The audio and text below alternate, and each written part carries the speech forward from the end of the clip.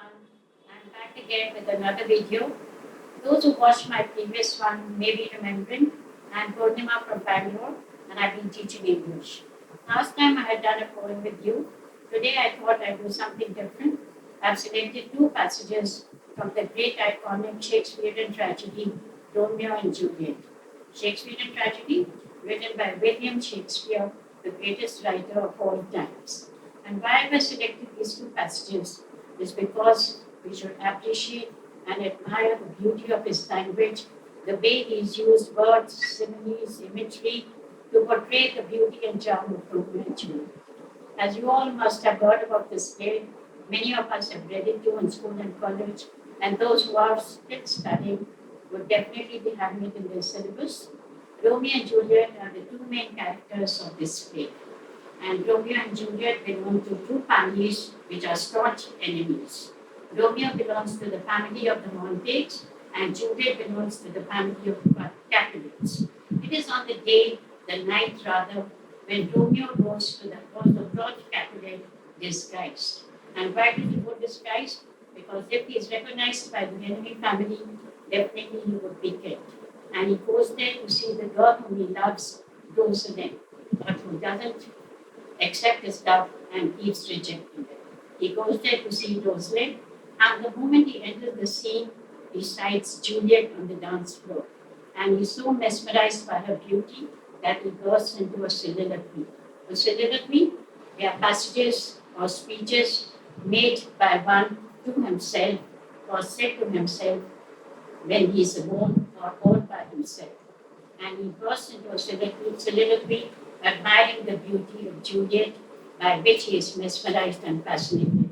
And the words he uses, I'm sure anyone would like to be admired for her beauty. In fact, any girl would love to be admired for her beauty. And he begins by saying, oh, she does teach the torches to burn bright. She does teach the torches to burn bright. Her beauty is brighter than the torches lit on the dance floor. In the earlier days, there were no bulbs, no electricity. They would light torches, burn candles, and light up lamps to light up the place. It seems she hangs upon the cheek of night, and it seems she hangs, he compares her to a precious jewel, to a sparkling earring hanging on an Ethiope's ear. So Ethiop, a dark complexioned woman. So here Shakespeare has used the words, or rather imagery, to portray black and white, dull and bright, night and day. And that is how he compares her to a precious jewel hanging on an Ethiope's ear. An African woman's ear, we can see the contrast how beautiful she must have been. Beauty too rich for use, for earth too dear. And her beauty was so extraordinary, not meant for earthly people or ordinary people like you and me to see. So shows a snowy dove trooping with crows. And he again compares her to a white snowy dove, to a white beautiful bird dancing in the midst of crows. And whom does he refer to as crows? The other ladies on the dance floor, who may be not so dark complexion, but who are not as beautiful and who are ugly like crows. As yonder lady over her fellows shows. As yonder lady, the lady over there, referring to Juliet. And what does she show? How beautiful she is, and he compares her to a white snowy dove amidst crows whom he refers to the other ladies. The measure done, I watch her place of stand. And when the dance is over, what does he say to himself? That I watch the place where she stands, touch her hand, and make blessed my rude hand. And why is his hand rude? Because he's always involved in fights and encounters. And Juliet's hand is pure and innocent, as we are told in the play. She is an innocent young girl. Did my heart love to numb or swear itself? And at the end of his passage, what did he swear? He had never seen such beauty till that night. And he has never loved so truly till that night. And now Romeo ends his passage. This is from Act 1, Scene 5. Lots has transpired between his passage and when Juliet awaits his arrival. They have got married secretly because they fall in love, not knowing that they belong to rival families. Now Juliet awaits the arrival of Romeo, and here again, how Shakespeare has used words to portray the charm of Romeo. And he has used words and similes and imagery to show the contrast between black and white, dull and bright, night and day. And Juliet invokes the night. Come, come, Romeo, come thou day in night. And what does she compare Romeo to? She compares him to daylight at night. And Romeo's personality is so impressive and so charming.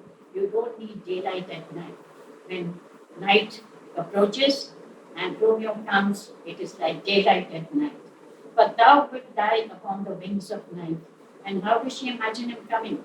She imagines him coming whiter than new snow. She compares it to fresh snow because when snow becomes old and people trample on it, it becomes dirty. And that is what she compares Romeo to. She compares Romeo to white snow lying on a raven's back. And the contrast between black and white snow lying on a raven's back, a jet black cloak. So you can imagine how charming Romeo's personality must have been, whiter than new snow lying on a raven's back. And these are the words which we have to appreciate and admire how Shakespeare has portrayed the charm and beauty of Romeo and Juliet. Come, gentle night, come, loving black proud night. And again she calls upon the night and asks the night to bring up a Romeo, for during the day definitely he would be recognized, and she knows that once the family know that they both have got married, she would be killed. And she does not want Romeo to live after that. What does she want to be done to Romeo? She wants his body to be cut into pieces and placed in heaven like stars. And here the contrast between night and day. And why does she want that to be done? Because she wants the night to be glorified by Romeo's body being cut into pieces and be placed in heaven like stars. Take him and cut him out in little stars, and he will make the face of heaven so fine. And when that is done, what will happen to the face of heaven? The face of heaven, meaning the sky, it will look glorious and beautiful. And she wants people to worship the night and not the gorgeous sun. And he will make the face of heaven so fine that all the world will be in love with night and pay no worship to the gorgeous sun. And she wants Romeo to be immortalized, to live forever. How does she want him to live forever? By getting him cut into pieces and placed in heaven like stars, so that people could worship the night and not the gorgeous sun. So here again the contrast between night and day, light and dull, and white and black. And this is the imagery, these are the similes, these are the words Shakespeare has used to portray the charm and beauty of each other. So I'm sure after reading these passages, you would like to read the play also. In fact, there are so many plays written by Shakespeare. Nowadays, with modern technology, we hardly get time to read. And these are plays which we all should go back to and read them again to enjoy the beauty of the language. And people like William Shakespeare was regarded as the bard of everyone, bard, the singing bird, and he's one of the greatest, or rather the greatest dramatist and playwright and poet. And there are many passages like that, but all you can get hold of this play, you should make it a point to read, even though you may have read it in school and college and people may be still reading it, we can go through it to enjoy the beauty of the language. So once again, I'll come again with another video and maybe select a few more passages and poems for you to read and enjoy. So bye for now. Come again.